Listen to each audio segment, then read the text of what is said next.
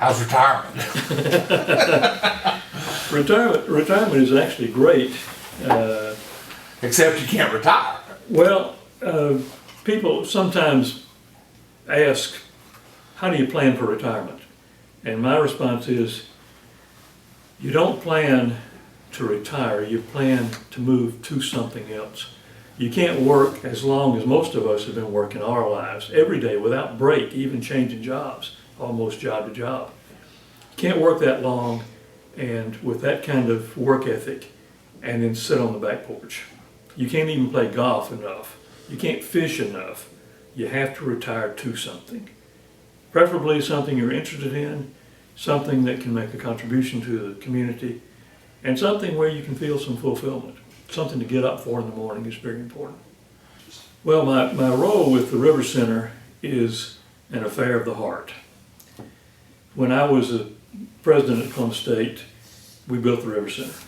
And the reason the River Center, in my view, is as successful as it is that city leaders had the distinct impression correctly that you couldn't build a beautiful box and have it sit on the corner all day long, closed up. If you're going to build this performing arts center, design it so that it's open, living, breathing every day. Bill Turner's words, living, breathing every day. And the way to do that is to have the CSU School of Music resident in that building. So that was the idea from the very start. And that's the way it works. The Swope School of Music keeps it alive and breathing. River Center has wonderful performances and presentations. We have guest artists, world-class individuals in Columbus who would not have come to see us otherwise. And when I retired as president, I've been on the board as ex officio because of my presidential position. I moved away from the River Center to give the new president space to be on that board and not be in the shadows. And over time, I began to sense that River Center really needed more involvement by people who loved it. And I judged myself to be one of those people. So I was persuaded, it wasn't my idea, but I was persuaded to come back on the board, which I did 3 years ago. And you now chair the board. And this year I'm the chairman of the board. And it is a wonderful facility. It has to be nurtured and supported so that long term it'll always be the jewel that it is on that corner. But I mentioned Fine Arts Hall a minute ago. Fine Arts Hall was an anomaly on the campus of Columbus College because of when it was built. Columbus College began, as most people perhaps know, as a 2-year institution in an abandoned hosiery mill. The Shannon Hosiery Mill was our home over on Talbotton Road. A less than graceful way to begin a university, but a good foundation. From there, after 5 years, the campus was moved to some acreage on the edge of town near the airport, former dairy farm, which had nothing but rolling hills and few trees. And early pictures of that campus show 3 or 4 buildings huddled on a hillside on a bare acreage, which had been a dairy farm. And that's the way the campus started.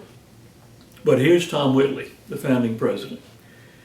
He comes here to establish the college. He finds this abandoned mill and gets it going and brings in a strong faculty even in the beginning. And the students who went to that Shannon Hosiery Mill location today will talk about the good old days, because there was a closeness, a family feeling about the abandoned hosiery mill that you wouldn't find just anywhere. And then we moved to the campus, and there are ambitions to do some things that a junior college might not ordinarily do. A struggling junior college in a state system is going to get bare funding, and the funding has to be used for the essentials. You got to have the reading, writing, and arithmetic, faculty and the basic studies, because you're going to be a transfer institution. You're going to prepare kids to go on to another school for their 4-year degree. Well, because of a lady named Ruth Swope, who was the wife of a local businessman. Ms. Schwab was an avid supporter of the arts, particularly music. And she began to push to have on the campus a fine arts hall, a performing center for music, art, and theater. And Tom Whitley, while he might have liked the idea, was pretty well bound by his funding. There's not much he could do with the funding he had to build a presentable fine arts hall. So Mrs. Schwab and other leaders of the community raised private money. And this is going to sound modest by today's standards, but my understanding is they raised $500,000 private gifts. The federal government threw in $500,000 from the Foundation for the Arts. And then the state put in $500,000. So it was $1.5 million to build this facility. That's pretty much been the formula for Columbus throughout. It has been. And Tom Whitley's courage of putting scarce money into that facility in the early days of a fledgling 2-year college is remarkable. But because he did, and because Ms. Schwab encouraged him and persuaded him to do it, Fine Arts Hall became the social center of the campus. But they built that hall, and from that, the music program was founded in a 2-year school that was barely 10 years old. And because of that early start of the music school, it took on a life of its own. It gained quality and quantity over time, built a support base in Columbus that helped the college in all kinds of ways. And then when the moment came for a new performing arts center in Columbus, we had a strong, thriving music program to live in it. And that's why the River Center has succeeded. You can go back to Tom Whitley and Ruth Schwab to thank them for the center of arts we have in the city. I think there was a lot more vision in that decision than you might imagine. And Ruth Schwab was no small factor either. She was a very persuasive lady. I had the chance to meet her shortly after I got here, and she was not in good health, but she was a force. Is that kind of the story of Columbus, people putting their money where their mouth is? It is. This city, there'd been aborted tries earlier to build a college, get a college in Columbus, and the state had resisted it. And finally, this was through the 40s and into the 50s, finally the city leaders demanded that there be a college in Columbus, and the Board of Regents, Bo Calloway was on the Board of Regents, so we sort of had a voice. And the Regents finally heard those cries, and in 1958, Columbus College opened its doors in the hosiery mill.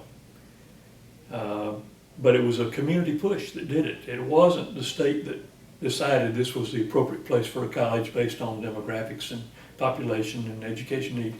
It was a political push by this community. And from that moment, this institution to which they have given birth became theirs.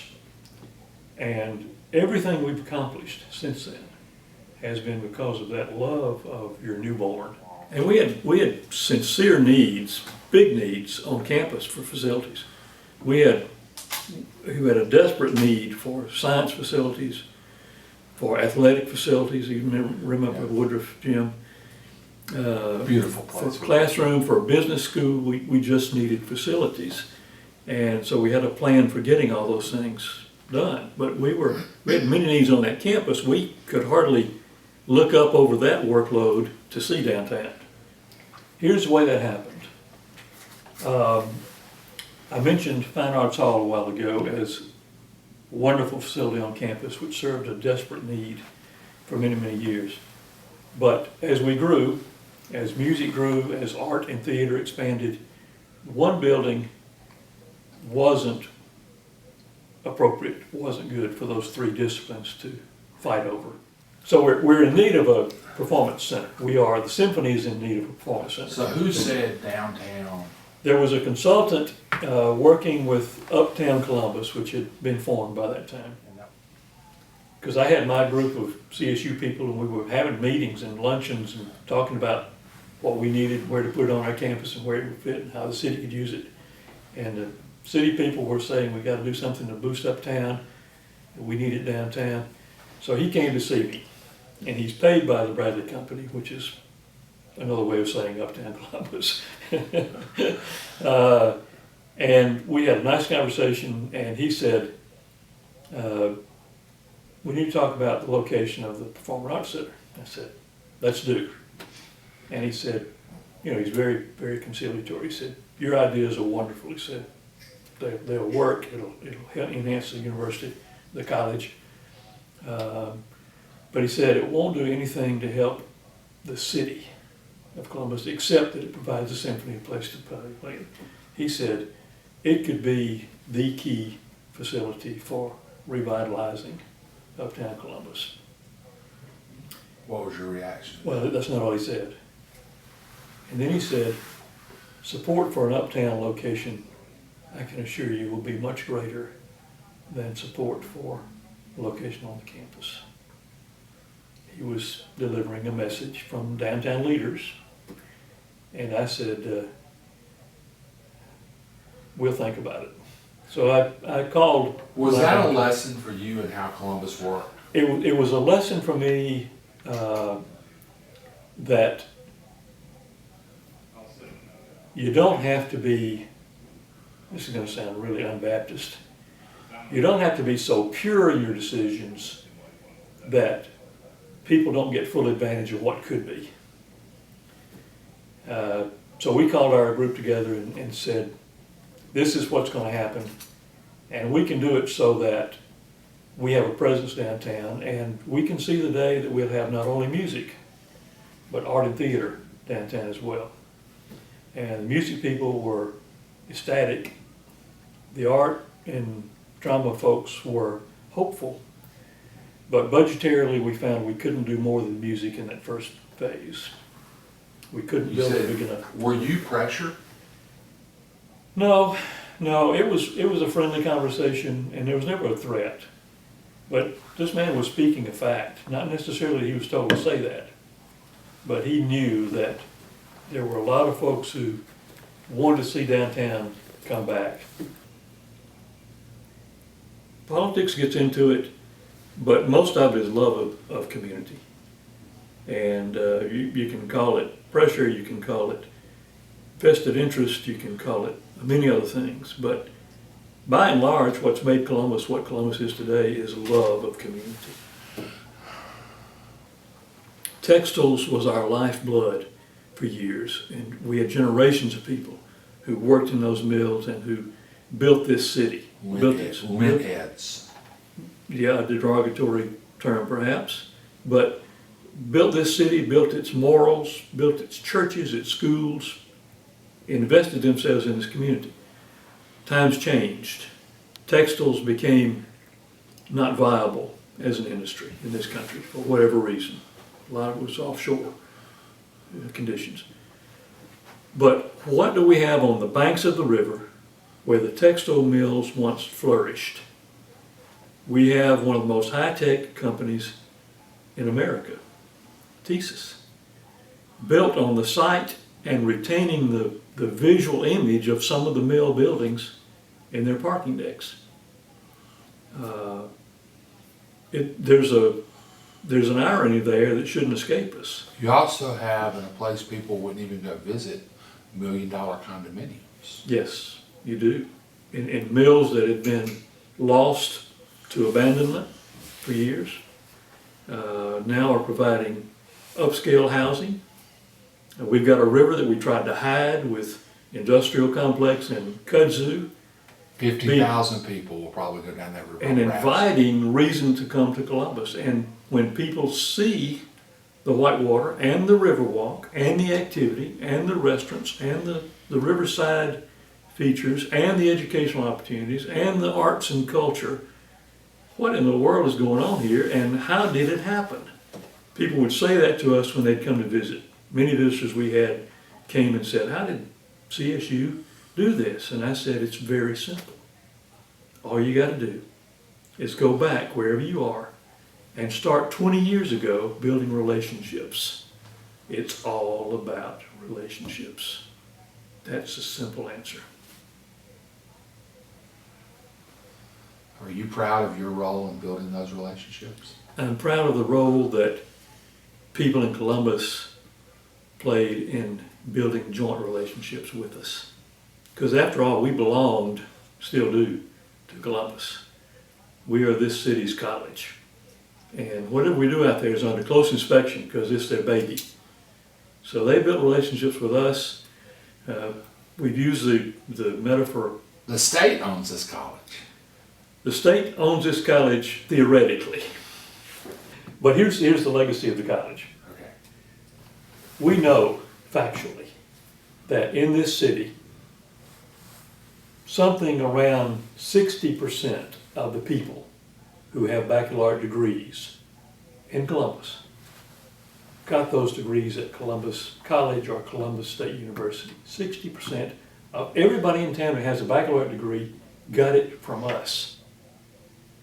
Which means, another way, every other college and university in the world combined does not have as many graduates in this town as do we. You wouldn't know that on Saturday afternoons in the fall. Football is a whole different world. Yeah. But anyway, future. But think about that and think about what that means. It means we have built a middle class across all economic lines, across racial lines, across every line you can imagine.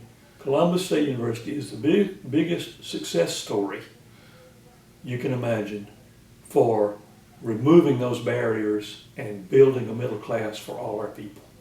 That's the legacy. But Everything else is fluff. that's it.